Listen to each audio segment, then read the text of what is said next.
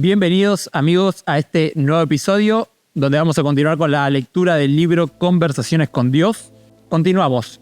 Habíamos quedado donde Neil respondía a Dios y decía lo siguiente: hacés que parezca muy fácil y sin embargo en el momento de la decisión el temor vence mucho más a menudo. ¿Por qué? Y Dios responde: habéis aprendido a vivir en el temor. Se os ha hablado de la supervivencia de los más capacitados y de la victoria de los más fuertes y el éxito de los más inteligentes.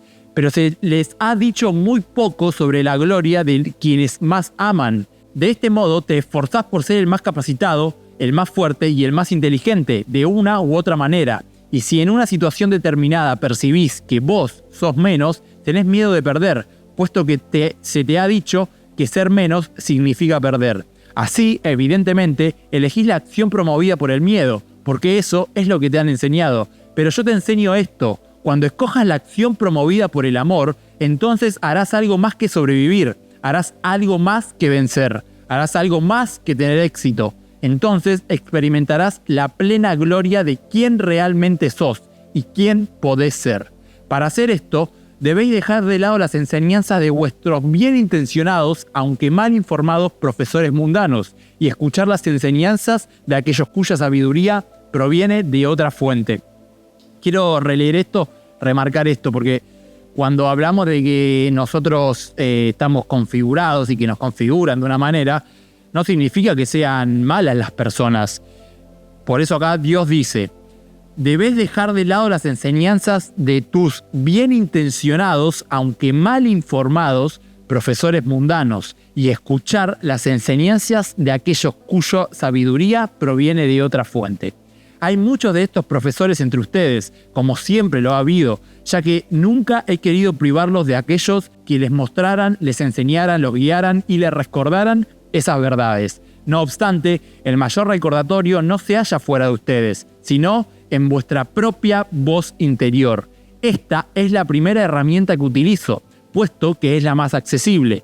La voz interior es la voz más fuerte con la que hablo, puesto que es la más cercana a ustedes. Es la voz que te dice si todo lo demás es verdadero o falso, correcto o equivocado, bueno o malo, según tu definición. Es el radar que señala el rumbo, dirigiendo el barco y guiando el viaje, si dejas que lo haga. Es la voz que te dice ahora mismo si las propias palabras que estás leyendo son palabras de amor o palabras de miedo.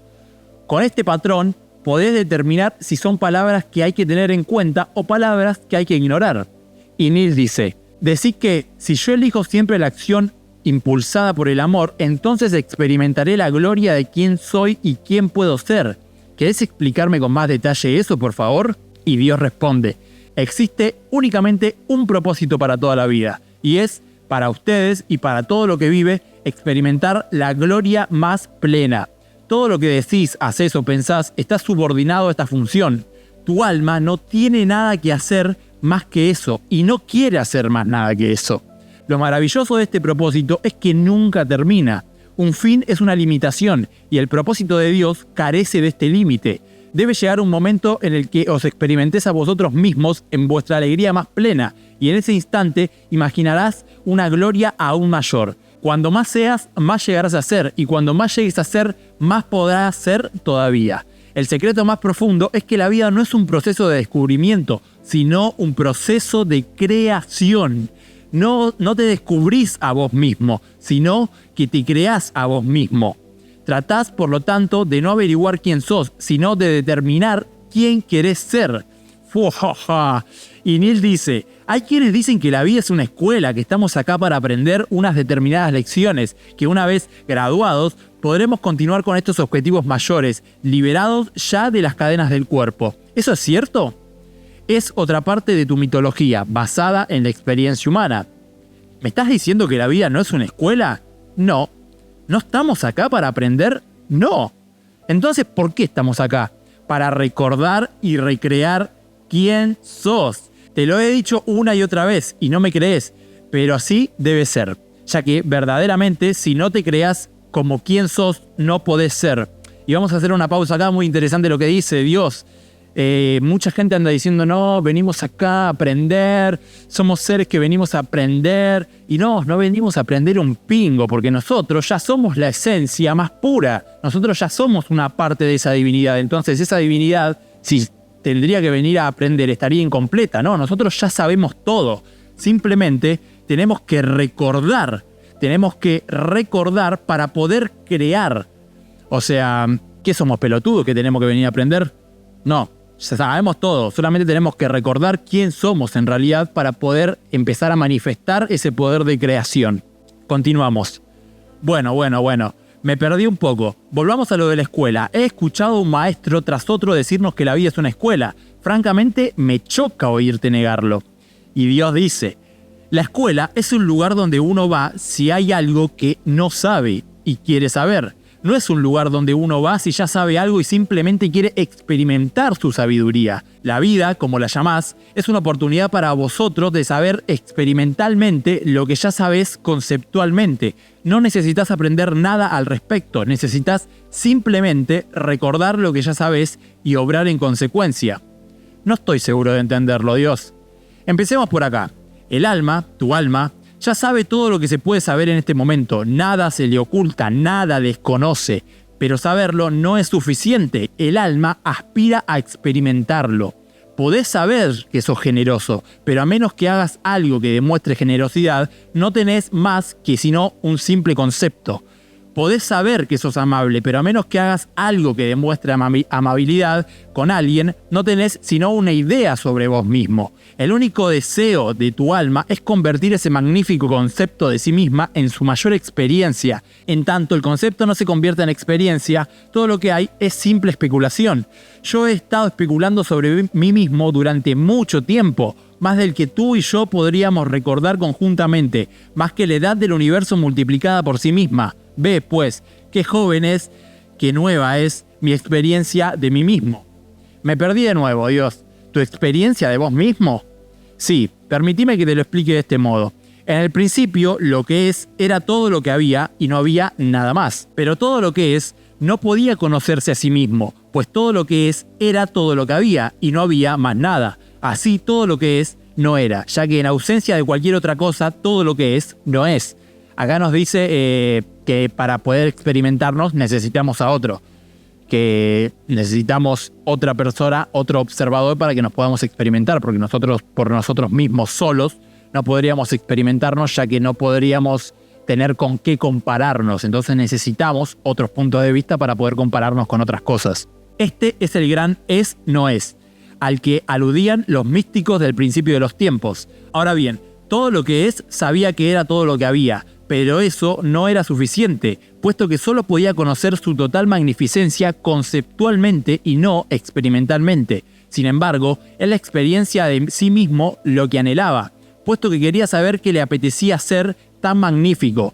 Aún así, eso era imposible, ya que el propio término magnífico es un término relativo. Todo lo que es no podía saber qué le apetecía ser magnífico a menos que lo que no es lo descubriera. En ausencia de lo que es no es. Oh, un quilombo acá te hizo Dios. ¿Lo entendés? Claro que sí, continúa. Bueno, simplemente está diciendo esto, está diciendo que necesitamos algo con qué compararnos para poder saber qué queremos y qué no queremos. Para poder ser magnífico tiene que existir el otro polo para que nosotros podamos experimentar esa magnificencia. De acuerdo. Lo único que todo lo que es sabía es que no había nada más. Así no podía ni lograría nunca conocerse a sí mismo desde un punto de referencia exterior a sí mismo.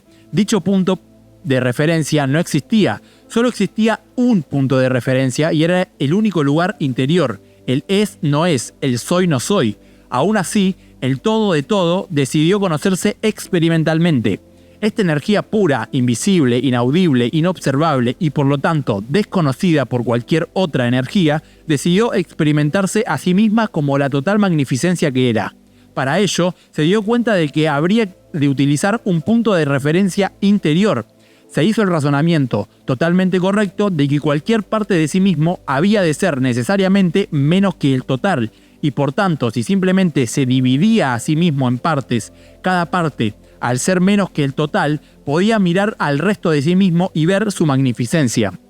Así, todo lo que es se dividió a sí mismo, convirtiéndose en un momento glorioso, en lo que es esto y lo que es aquello. Por primera vez existía esto y aquello, completamente separados lo uno de lo otro, y aún así existían simultáneamente, tal como sucedía con todo lo que no era ninguno de los dos. Así, de repente, existían tres elementos, lo que está acá, lo que está allá y lo que no está ni acá ni allá, pero debe existir para que acá y allá existan. Es la nada de la que se sostiene el todo, el no espacio el que sostiene al espacio, es el todo el que sostiene a las partes. ¿Lo entendés? ¿Me seguís?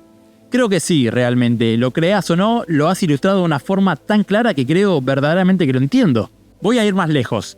Esa nada que sostiene al todo es lo que algunas personas llaman Dios. Pero eso tampoco resulta acertado, puesto que sugiere que existe algo que Dios no es. A saber, todo lo que no es nada. Pero yo soy todas las cosas, visibles e invisibles. De modo que esta descripción de mí, el gran invisible, la nada, el no espacio, es una definición de Dios esencialmente mística. Al modo oriental no resulta más acertada que la descripción esencialmente práctica al modo occidental de Dios como todo lo visible.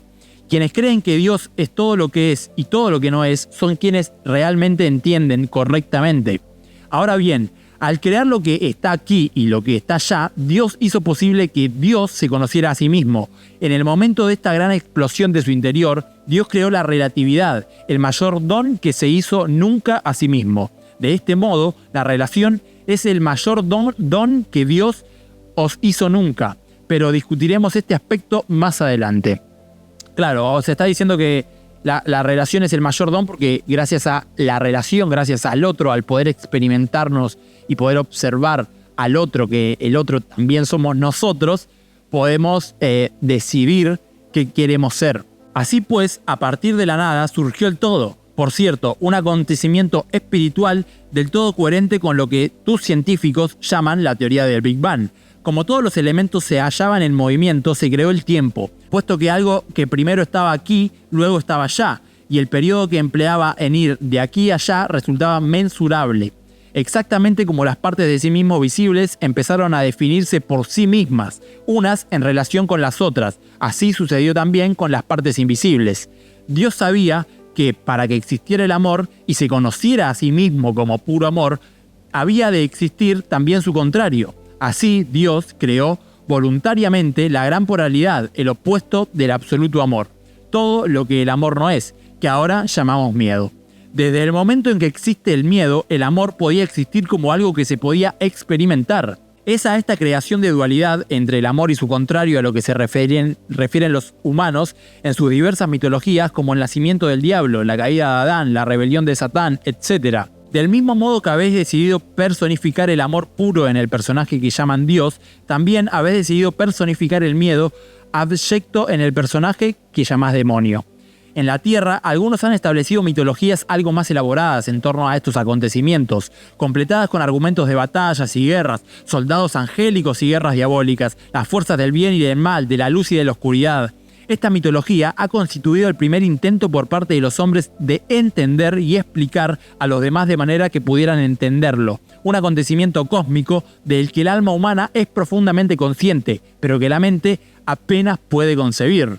Al dar el universo como una versión dividida de sí mismo, Dios produjo a partir de la energía pura todo lo que ahora existe, todo lo visible como lo invisible.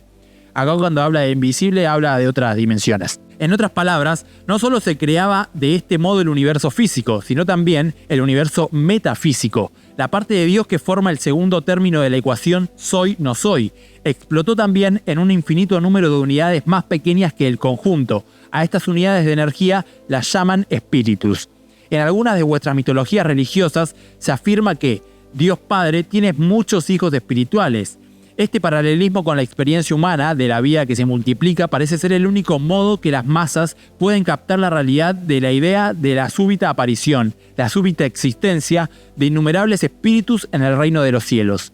En este caso, vuestros cuentos e historias míticas no se hallan tan lejos de la realidad última, puesto que los infinitos espíritus, comprendiendo la totalidad de mí, son, en un sentido cósmico, mi descendencia. Mi divino propósito al dividirme era crear suficientes partes de mí como para poder conocerme a mí mismo experimentalmente. Solo hay una manera en que el creador pueda conocerse experimentalmente cuanto creador, y es creando. Así di a cada una de las innumerables partes de mí, a todos mis hijos espirituales, el mismo poder de crear que yo poseo en su totalidad. Mierda.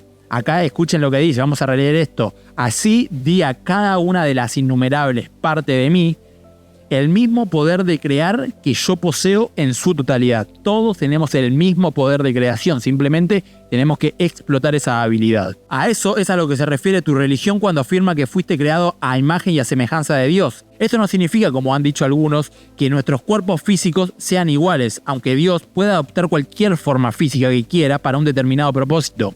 Significa que nuestra esencia es la misma, estamos hechos de la misma sustancia. Somos la misma sustancia, con las mismas propiedades y capacidades, incluyendo la capacidad de crear realidad física de un soplo. Mi propósito al crearlos a ustedes, mi descendencia espiritual, era conocerme a mí mismo como siendo Dios. No tenía modo de hacerlo, salvo a través de ustedes. Así se puede decir, y se ha dicho muchas veces, que mi propósito respecto a ustedes es que ustedes se conozcan a sí mismos como siendo yo. Esto parece extraordinariamente simple, pero resulta muy complejo, ya que solo hay un modo de conocernos como siendo yo, y es conocerse primero como siendo no yo. Ahora trata de seguirme, esforzate por no perder el hilo, ya que el asunto se hace más sutil, ¿ok? Creo que sí. Recordá que has pedido esta explicación, has estado esperando durante años y me la has pedido en términos profanos, no en doctrinas teológicas o teorías científicas. Sí, soy consciente de lo que te pedí, Dios. Y tal como lo has pedido, te lo voy a dar. Ahora bien, para simplificar un poco las cosas, voy a utilizar tu modelo mitológico de los hijos de Dios como la base de mi exposición, ya que trata de un modelo con el que estás familiarizado y en muchos aspectos no resulta tan lejano. Así, volvamos a cómo se desarrolla este proceso de autoconocimiento. Solo había un modo de que yo motivara a todos mis hijos espirituales a conocerse a sí mismos como parte de mí, y era simplemente diciéndoselos. Y eso hice, pero como podés ver, no era suficiente para el espíritu conocerse simplemente como siendo Dios, o parte de Dios, o hijo de Dios, o heredero del reino, o cualquier mitología que quieras utilizar. Como ya te he explicado, conocer algo y experimentarlo son dos cosas distintas. El espíritu anhelaba conocerse experimentalmente, como yo hice. La conciencia conceptual no era suficiente para ustedes. Así, ideé un plan. Es la idea más extraordinaria del universo y también la colaboración más espectacular. Digo colaboración porque ustedes están en esto conmigo. Claro, o sea, somos parte de esa fuerza creadora y estamos efectuando un papel acá.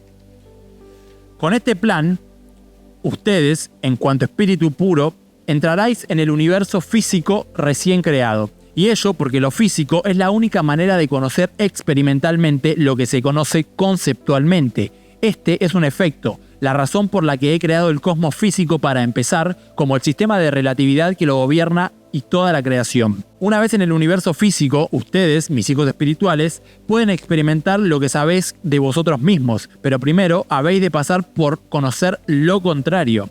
Para explicarlo de una manera sencilla, no podés conocerte a vos mismo en vuestra grandeza a menos que y hasta que seas consciente de tu pequeñez. No podés experimentar lo que llaman importante a menos que también pases por conocer lo insignificante. Llevado a sus últimas consecuencias lógicas, no podés experimentarte a vos mismo como lo que sos hasta que no hayas enfrentado lo que no sos. Este es el propósito de la teoría de la relatividad y de toda vida física. Por eso es por lo que no sois tal como vosotros os habéis definido. Ahora bien, en el caso del conocimiento último, en el caso del conocimiento de vosotros mismos como siendo el creador, no podés experimentar tu propio yo como creador a menos que y hasta que crees. O sea, no. Acá está diciendo que no nos podemos experimentar como Dios hasta que no creemos, hasta que no nos hagamos conscientes que tenemos el poder de crear.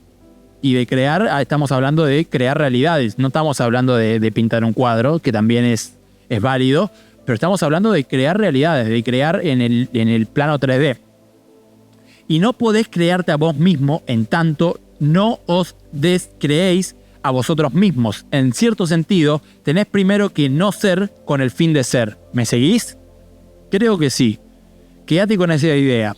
Por supuesto, no hay ninguna manera de que no seas quien sos y lo que sos, simplemente lo sos. Espíritu puro, creador, siempre lo habéis sido y siempre lo serás. Así pues, hiciste lo mejor que podés hacer, procuraste olvidar quién sos realmente. Una vez entrados en el universo físico, renunciaste a vuestro recuerdo de vosotros mismos. Una vez que entramos acá al plano 3D, nos olvidamos que somos esa fuerza creadora que tenemos el poder de crear y que somos Dios encarnados. Eso te permite decidir quién sos en lugar de encontrarnos simplemente siendo, por así decirlo.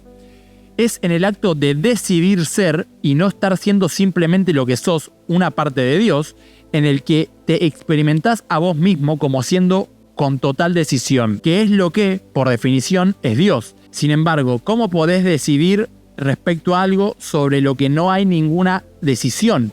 No podés no ser mi descendencia por mucho que te empeñes, pero sí podés olvidarlo. Ustedes son, siempre han sido y siempre serán una parte divina del todo divino, un miembro del cuerpo. He aquí por qué el acto de reunirse con el todo, de volver a Dios, se llama remembranza. Verdaderamente decidís remembrar quién realmente sos o reunirte junto con las diversas partes de vos para experimentar el todo de ustedes, es decir, el todo de mí. Tu tarea en la tierra, por lo tanto, no es aprender, puesto que ya sabés, sino remembrar quién sos y remembrar quién son todos los demás. O sea, nuestra tarea es simplemente recordar, volver a la esencia y darnos cuenta y recordar que somos esa esencia divina. He aquí porque una parte importante de vuestra tarea consiste en recordar a los demás, es decir, recordarla a ellos y acordarse de ellos de modo que también puedan remembrar. Todos vuestros maravillosos maestros espirituales han hecho precisamente esto. Este es tu único objetivo, es el único objetivo de tu alma. Dios mío, es tan simple y tan simétrico, quiero decir, que todo encaja, de repente como que todo cuadra. Ahora veo un panorama que antes nunca había visto entero del todo. Bien, tranquilo, Neil. Eso está bien, ese es el propósito de este diálogo. Me has pedido respuestas y te he prometido que te las daría. Harás un libro con este diálogo y harás que mis palabras resulten accesibles a muchas personas. Esto forma parte de tu trabajo. Ahora bien, tú tienes más preguntas que formular acerca de la vida. Ya hemos colocado los cimientos, hemos preparado el terreno para nuevos conocimientos. Vayamos a estas otras preguntas y no te preocupes, si hay algo en relación a lo que acabamos de tratar que no entendés en profundidad, muy pronto lo verás todo claro. Si hay algo que no entendimos, nos va a explicar acá en las siguientes páginas. Hay tanto que quiero preguntarte, Dios, hay tantas preguntas. Supongo que puedo empezar por la más importante, la más obvia de todos. Por ejemplo, ¿por qué el mundo es tal como es? Y Dios responde, de todas las preguntas que el hombre ha hecho a Dios, esta es la más frecuente. Desde el principio de los tiempos, el hombre se ha formulado esta pregunta. Desde el primer momento habéis querido saber, ¿por qué tiene que ser así? Normalmente el planteamiento clásico de la ecuación es más o menos este. Si Dios es infinitamente perfecto y nos ama infinitamente, ¿por qué crear el hambre y la peste, la guerra y la enfermedad, los terremotos, los tornados, los huracanes y todo tipo de desastres naturales? ¿Por qué los estados de profunda frustración personal y las calamidades mundiales? La respuesta a esta pregunta reside en el más profundo misterio del universo y el más alto sentido de la vida. Y escuchen lo que dice. Yo no manifiesto mi bondad si solo creo lo que llamás perfección en torno a ustedes. Yo no demuestro mi amor si no permito que ustedes demuestren el suyo. Como ya he explicado, no se puede demostrar amor en tanto no se haya demostrado el no amor. Una cosa no puede existir sin su contraria, excepto en el mundo del absoluto. Sin embargo, la esfera del absoluto no era suficiente ni para mí ni para ustedes. Yo existía allí, en el siempre, y de ahí procedés también ustedes. En el absoluto no hay experiencia, solo conocimiento. El conocimiento es un estado divino, pero la más grandiosa alegría está en el ser. Ser es algo que se alcanza únicamente por la experiencia. En esto consiste la evolución. Conocimiento, experiencia, ser. Esta es la Santísima Trinidad, Dios Trino. Dios Padre es conocimiento, el Padre de toda comprensión, el engendrador de toda experiencia, ya que no se puede experimentar lo que no se conoce. Dios Hijo es experiencia, la encarnación, la realización de todo lo que el Padre sabe de sí mismo, ya que no se puede ser lo que no se ha experimentado. Dios Espíritu Santo es ser, la desencarnación de todo lo que el Hijo ha experimentado de sí mismo, el simple y exquisito existir, posible solo a través de la memoria del conocimiento y la experiencia. Este simple ser es la felicidad, es el estado de Dios después de haberse conocido y experimentado a sí mismo. Es lo que Dios anhelaba en el principio. Por supuesto, no hace falta que te explique que las descripciones de Dios como Padre e Hijo no tienen nada que ver con el hecho de engendrar. Utilizo aquí la pintoresca forma de hablar de vuestras más recientes escrituras. Otros escritos sagrados, como mucho más antiguos, sitúan esta metáfora en el contexto de madre e hija. Ninguna de ellas es correcta. Vuestra mente puede entender mejor la relación como progenitor, descendencia o bien lo que da origen y lo que es originado. Al añadir la tercera parte de la Trinidad se produce esta relación, lo que da origen, lo que es originado y lo que es. Esta realidad trina es la firma de Dios, es la pauta divina. Esta característica de 3 en 1 se encuentra por doquier en las esferas de lo sublime. No se puede escapar a ella en las cuestiones que tratan del tiempo y el espacio, Dios y la conciencia, o cualquier relación sutil. Por otra parte, no se puede hallar esta verdad trina en ninguna de las relaciones ordinarias de la vida. La verdad trina es reconocida en las relaciones sutiles de la vida por todo aquel que se ocupa de tales relaciones. Algunas de vuestras teorías de la religión han descrito la verdad trina como Padre, Hijo y Espíritu Santo. Algunas de vuestras psiquiatras utilizan los conceptos de superconsciente, consciente y subconsciente. Algunos de vuestros espirituales hablan de mente, cuerpo y espíritu. Algunos de vuestros científicos aluden a la energía, materia y éter. Y algunos de vuestros filósofos dicen que cuando habláis de tiempo os referís solo a 3 tiempos, pasado, presente y futuro. Del mismo modo, tu percepción se compone de 3 momentos, antes, ahora y después, en términos de relación espacial, tanto si considerás distintos puntos en el universo como si en vuestra propia habitación, reconocés 3 aspectos, acá, allá y el espacio intermedio entre ambos. En cuanto a las relaciones ordinarias, no reconoces ningún intermedio, y ello porque las relaciones ordinarias son siempre diadas, o sea, de 2, mientras que las relaciones de ámbito superior son invariablemente triadas. Así tenés derecha, izquierda, arriba, abajo, grande, pequeño, rápido, lento, caliente, frío y la mayor diada jamás creada, macho y hembra. En tales diadas no existe intermedios, cualquier cosa es una u otra cosa, o una versión mayor o menor en relación con una de esas polaridades. O sea, acá está diciendo que en las relaciones no existen las triadas, sino que existen las diadas, la 2, la polaridad, lo relativo. Y que en los planos superiores existen las triadas. En el ámbito de las relaciones ordinarias, no puede existir nada conceptualizado sin que exista la conceptualización de su contrario. La mayor parte de vuestra experiencia cotidiana se basa en esta realidad. En el ámbito de las relaciones sublimes, nada de lo que existe tiene un contrario. Todo es uno, y todo progresa de lo uno a lo otro en un círculo infinito. La serpiente que se muerde la cola. El tiempo es como el ámbito de lo sublime, en el que llamáis pasado, presente y futuro. Existe de modo interrelacional. Es decir, no hay contrarios, sino más bien partes del mismo todo. Progresiones de la misma idea, ciclos de la misma energía, aspectos de la misma verdad inmutable. Si a partir de aquí llegás a la conclusión de que el pasado, el presente y futuro existen al mismo tiempo, estarás en lo cierto. Y vamos a releer esto. El pasado, el presente y el futuro existen al mismo tiempo. No existe el pasado, el presente y el futuro. Está ocurriendo todo en este mismo momento a través de nuestro campo toroidal. O sea, el tiempo lo tenemos que dejar de ver como lineal, como horizontal, y lo tenemos que ver como vertical. Está pasando todo el tiempo, todo pasado, presente y futuro, está pasando ahora mismo verticalmente, subiendo y bajando en nuestro campo toroidal. Y tenemos la posibilidad de ir al pasado, al presente o al futuro.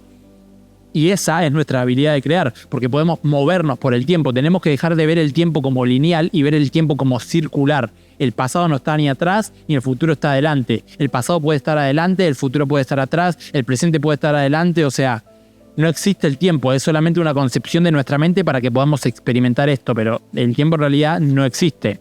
Continuamos. Sin embargo, este no es el momento de tratar esto. Nos ocuparemos de ello con mucho más detalle cuando exploremos plenamente el concepto de tiempo. Lo haremos más tarde. Más tarde nos va a explicar acá Dios. El mundo es tal como es porque no puede ser de ninguna otra manera y seguir existiendo en la esfera ordinaria de lo físico. Los terremotos y los huracanes, las inundaciones y los tornados y todos los acontecimientos que llamás desastres naturales no son sino movimientos de los elementos de una polaridad o la otra. El ciclo nacimiento-muerte forma también parte de este movimiento. Estos son los ritmos de la vida, y en la realidad ordinaria todo está sujeto a ellos, puesto que la propia vida es un ritmo, es una onda, una vibración, una pulsación del mismo corazón de todo lo que es.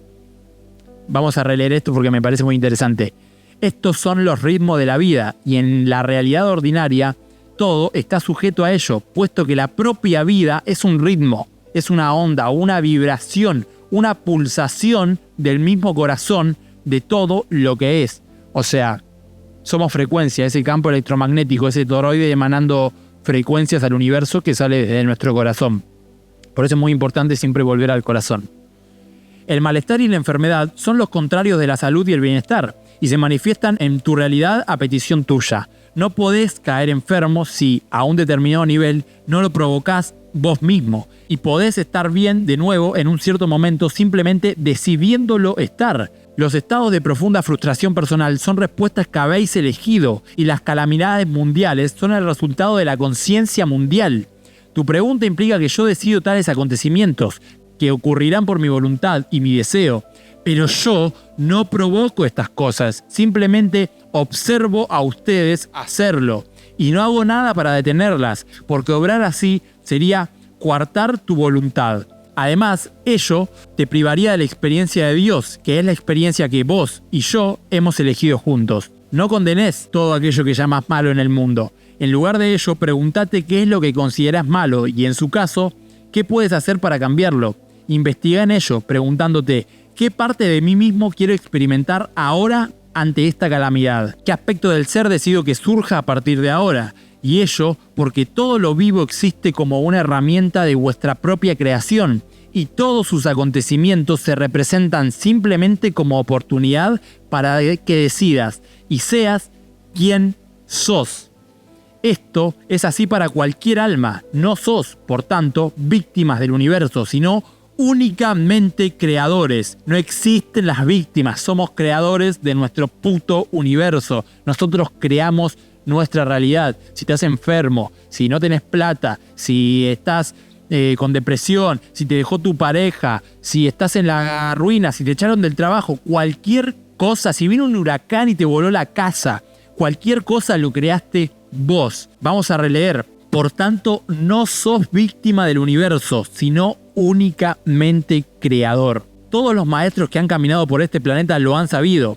Y ello porque no importa qué maestro mencione, ninguno se veía a sí mismo como víctima, aunque muchos fueran realmente crucificados. Cada alma es un maestro, aunque algunos no recuerden sus orígenes o su herencia. Cada uno crea en cada momento la situación y las circunstancias apropiadas para su objetivo más elevado y su proceso de recuerdo más rápido. No juzgues el camino kármico que recorre otra persona.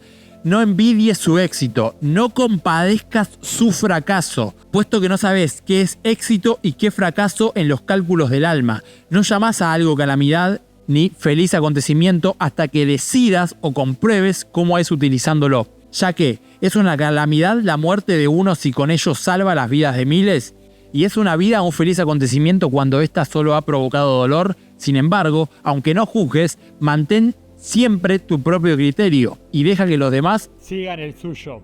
Esto no significa que debas ignorar una petición de ayuda ni la tendencia de tu alma a procurar cambiar una circunstancia o condición determinada. Significa que debes de evitar las etiquetas y los juicios, hagas lo que hagas. Para cada circunstancia hay un don y en cada experiencia se oculta un tesoro.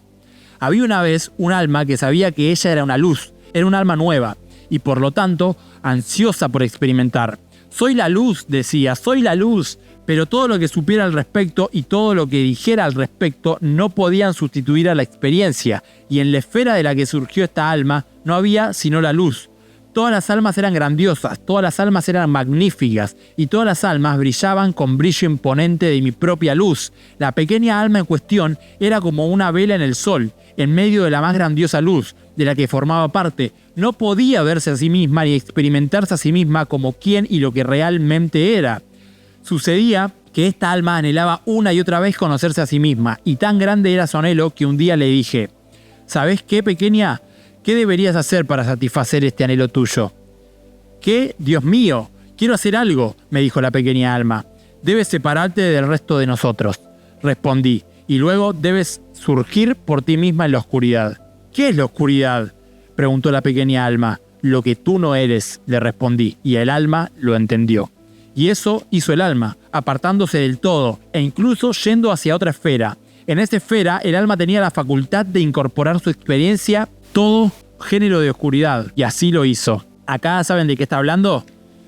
Me gusta la analogía que usa, que era como una vela en el sol y no se podía experimentar. Acá está hablando de la creación del diablo, por así decirlo, de la fuerza contraria, que se tenía que experimentar en la oscuridad para que pueda recordar quién era. Pero en medio de toda aquella oscuridad gritó: «Padre, padre, ¿por qué me has abandonado? Igual que ustedes en tus momentos más negros. Pero yo nunca te he abandonado, sino que estoy siempre a tu disposición, dispuesto a recordar quién sos realmente, siempre dispuesto a recibirte en casa. Así pues, sé la luz en la oscuridad y no la maldigas, y no olvides quién eres mientras dura tu rodeo por el camino de lo que no eres, pero alaba la creación, aunque trates de cambiarla. Y sabe que lo que hagas en los momentos de más dura prueba puede ser tu mayor triunfo, ya que la experiencia que crea es una afirmación de quién eres y de quién querés ser. Te he explicado esta historia, la parábola de la pequeña alma y el sol, a fin de que puedas entender mejor por qué el mundo es como es y cómo puede cambiar en un instante en el momento de que cada uno recuerde la divinidad de su más alta realidad. Para que cambie la realidad tenemos que recordar quiénes somos. Ahora bien, hay quienes dicen que la vida es una escuela y que todo lo que uno observa y experimenta en su vida es para que aprenda. Ya he hablado de ello antes, pero nuevamente te digo, no viniste a esta vida a aprender nada. Solo tenés que manifestar lo que ya sabés. Al manifestarlo, lo realizás y te creás a vos mismo a través de tu nueva experiencia. Así pues, justificás la vida y dotadla de este objetivo: hacer la vida sagrada. Y Neil dice: ¿estás diciendo que todo lo malo que nos sucede lo hemos elegido nosotros? ¿Significa eso que incluso las calamidades y los desastres son, a un cierto nivel, creados por nosotros a fin de que podamos experimentar lo contrario de quienes somos? Y si es así, ¿no hay una manera menos dolorosa para nosotros mismos y para los demás, de crearnos las oportunidades de experimentarnos a nosotros mismos? Y Dios responde: me haces varias preguntas y todas muy interesantes. Vamos a verlas una por una. No todo lo que ocurre y lo que llamás malo sucede por tu propia elección, no en el sentido consciente al que vos aludís, pero todo ello es tu creación. Estás siempre en proceso de creación, en cada momento, en cada minuto, cada día. Más tarde nos ocuparemos de cómo podés crear. Por ahora, simplemente cree lo que te digo. Sos una gran máquina de creación y estás produciendo cada nueva manifestación, literalmente a la misma velocidad con la que lo pensás. Eventos, sucesos, acontecimientos, condiciones, circunstancias, todo ello son creaciones de la conciencia. La conciencia individual es bastante poderosa. Puedes imaginar qué género de energía creadora se desata cada vez que dos o más se reúnen en mi nombre. Y la conciencia colectiva, esta es tan poderosa que puede crear acontecimientos y circunstancias de importancia mundial y consecuencias planetarias. No sería correcto decir, al menos no en el sentido que tú le das, que eliges dichas circunstancias. No las eliges más de lo que pueda elegirlo yo, como yo las observáis y decidís quién sos en función a ellas. Sin embargo, no hay víctimas. Vamos a hacer una pausa acá. Acá está diciendo que todo lo que experimentamos es una creación nuestra. Y a su vez, también todo lo que experimentamos es una creación del colectivo. Por eso es muy importante que empecemos a cada uno a hacer este viaje interior para que la conciencia colectiva se modifique y aumente la resonancia. Y acá está diciendo que no todo lo que vos experimentás es consecuencia de tu propia creación, pero sí es consecuencia de la creación de la conciencia colectiva. Pero que nosotros tenemos la responsabilidad de elegir qué hacer con esa circunstancia externa de la conciencia colectiva y determinar quién queremos ser en base a eso y crear nosotros nuestra realidad. Continuamos. Sin embargo, no hay víctimas en el mundo, ni malvados, ni tampoco sos víctima de las decisiones de los demás. En un determinado nivel, habéis creado todo aquello que decís que aborrecéis, y al haberlo creado, lo habéis elegido. Se trata de un nivel avanzado de pensamiento, un nivel al que antes o después acceden todos los maestros, ya que solo cuando son capaces de aceptar la responsabilidad de todo, puedes adquirir la capacidad de cambiar una parte. Vamos a releer esto, porque increíble esta frase, no la tengo subrayada, no tengo para subrayar, pero no importa. Ya que solo cuando sos capaz de aceptar la responsabilidad de todo, podés adquirir la capacidad de cambiar una parte. En la medida que albergues la noción de que hay algo o alguien ajeno que te hace algo a vos, perdés la capacidad de actuar por vos mismo. Solo cuando digas, yo hago esto, podrás hallar la fuerza necesaria para cambiarlo. Es mucho más fácil cambiar lo que hace uno mismo que cambiar lo que hace otro. El primer paso a la hora de cambiar algo es saber y aceptar que habéis elegido que eso sea lo que es. O sea, vos elegiste que lo que te está sucediendo sea lo que es por tu pensamiento. Si no podés aceptar esto a un nivel personal, aceptarlo mediante la interpretación de que nosotros somos uno. Tratá pues de crear un cambio no porque algo sea malo, sino porque ha dejado de constituir una adecuada afirmación de quién sos. Solo hay una razón para hacer algo, que eso sea una afirmación ante el universo de quién sos. Tomada en este sentido, la vida se convierte en autocreadora. Utilizás toda la vida para crearte a vos mismo como siendo quién sos y quién siempre habéis querido ser. Hay también una sola razón para dejar de hacer algo, que eso haya dejado de ser una afirmación de quién querés ser, que ya no sea tu reflejo, que ya no te represente, es decir, que ya no os represente. Si querés ser adecuadamente representados, debes procurar cambiar cualquier aspecto de tu vida que no encaje en el retrato de vosotros mismos que deseas proyectar en la eternidad.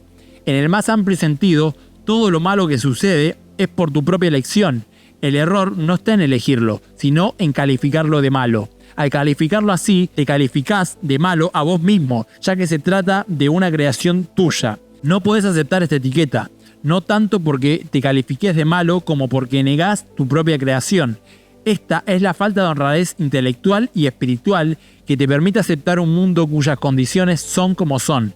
Si aceptaras e incluso percibieras con un profundo sentimiento interior tu responsabilidad personal respecto al mundo, este sería un lugar muy diferente. Esto, desde luego, sería así si todo el mundo se sintiera responsable. Que eso sea tan manifestantemente obvio es lo que lo hace tan absolutamente penoso y tan patéticamente irónico. Las calamidades y los desastres naturales del mundo, sus tornados y huracanes, sus volcanes e inundaciones, sus desórdenes físicos, no son específicamente una creación tuya, pero sí lo es el grado en que dichos sucesos afectan tu vida. Ocurren acontecimientos en el universo que ni siquiera con un esfuerzo de imaginación se podría afirmar que son instigados o creados por uno. Dichos eventos lo crea la conciencia combinada del hombre. Todo el mundo co-creando conjuntamente.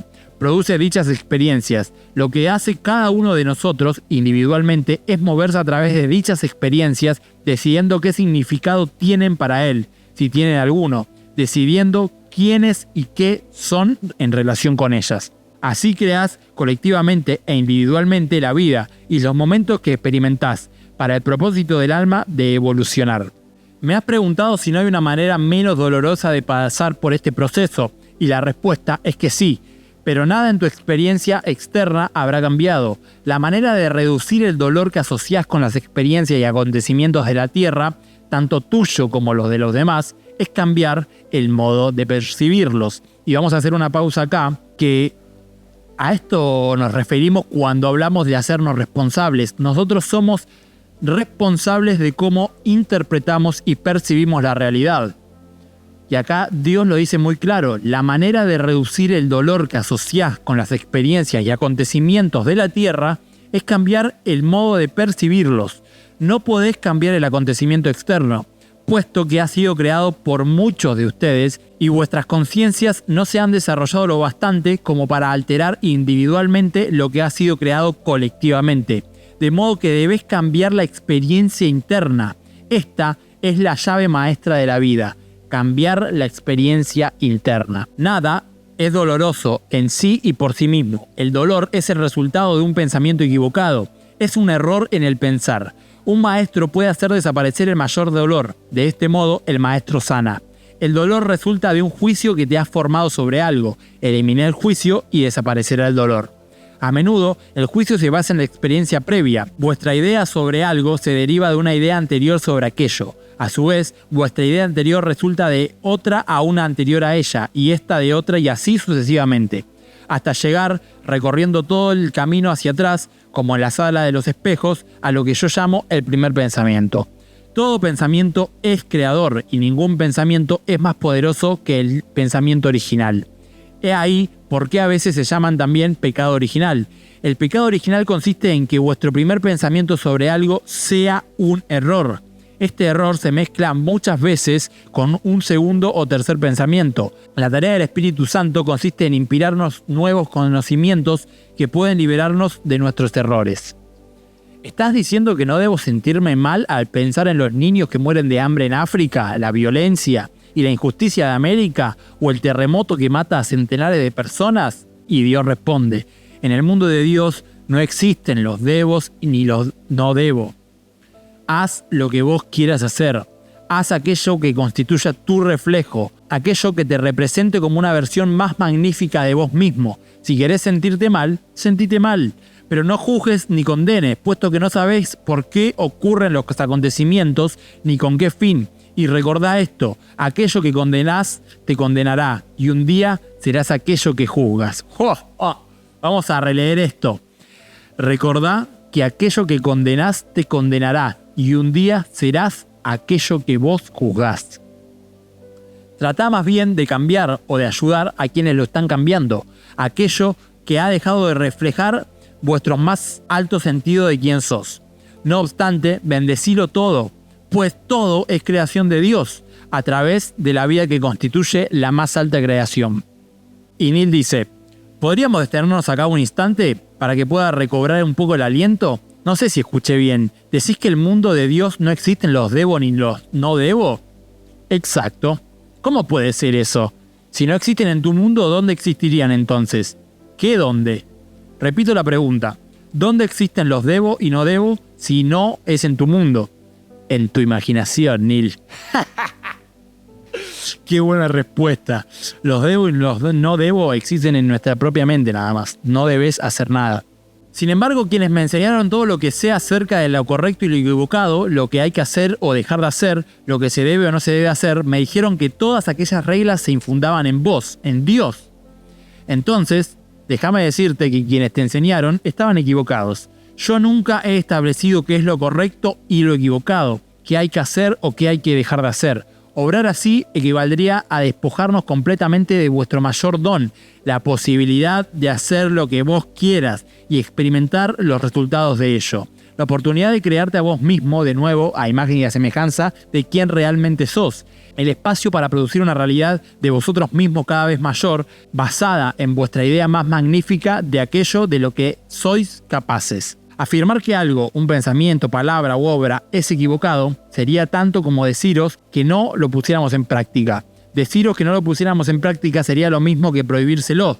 Prohibírselo sería tanto como limitarlos, y limitarlos equivaldría a negar la realidad de quién realmente sos, así como la posibilidad de que crees y experimentes esa verdad. Hay quienes dicen que les he dado el libre albedrío, pero luego estos mismos afirman que si no me obedeces, te enviaré al infierno.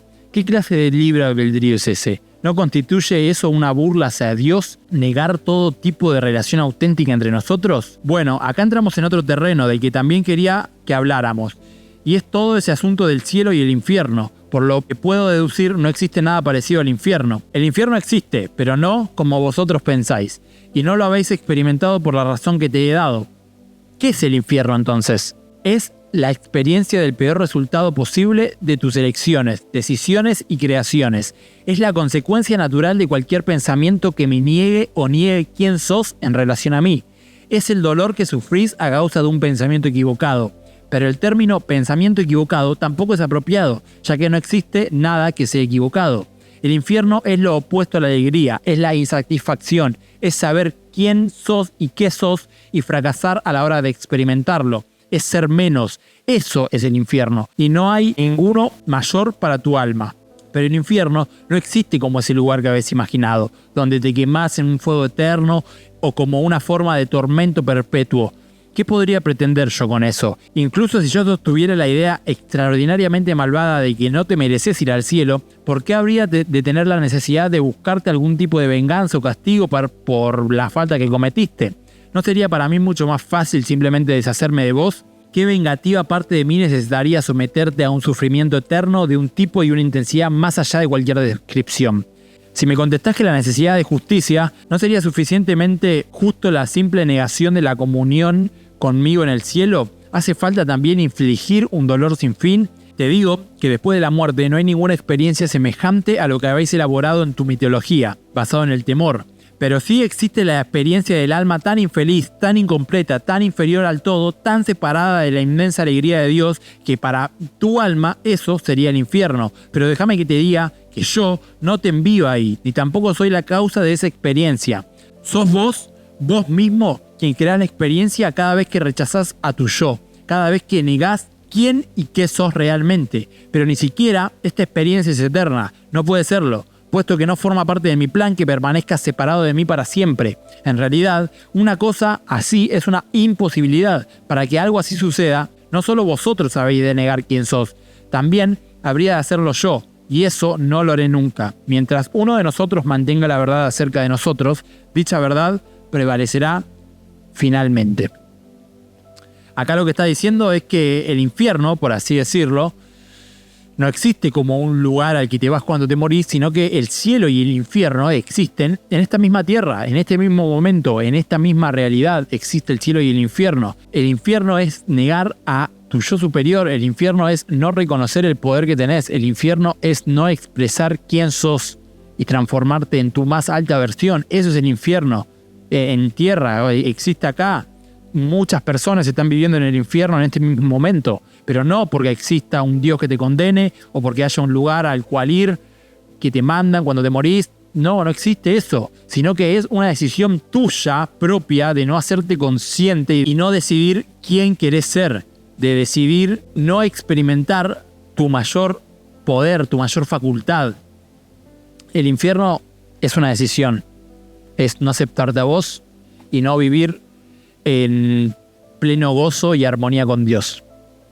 Bueno, lo vamos a dejar por acá, que ya llevamos un tiempito. Espero que les haya gustado. Muchísimas gracias por estar del otro lado y nos vemos en el próximo episodio. Hasta luego.